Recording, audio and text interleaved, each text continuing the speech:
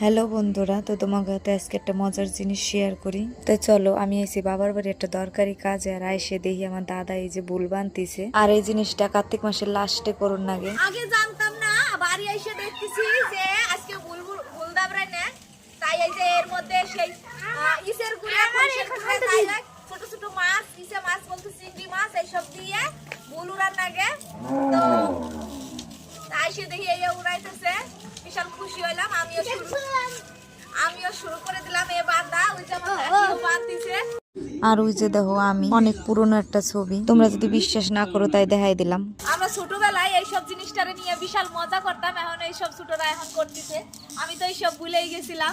তো বাড়ি এসে দেখি এই যে শুরু করছে, তো আমি তো বিশাল খুশি। তো একটু পরে যখন বুলু রামু এই মাঠে যাবো, এই চারপাশ এই তিন কোনা আগুন ধরার নাগে, আগুন ধরায় তারপরে ঘুরার নাগে। তো একটু পরে হইব, তো তোমাকে দেখাইতেছি।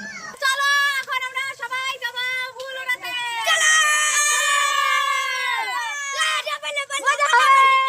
আর এই যে তিন মাথা আগুন ধরায় কোন নাকি ইসের গুড়া খরিষের গুড়া ভুল দাবরানে দক্ষিণ মুড়ে এই কইলে নাকি কোনোদিন কোনো কাজে ভুল হইব না, তাই বড়রা কয়।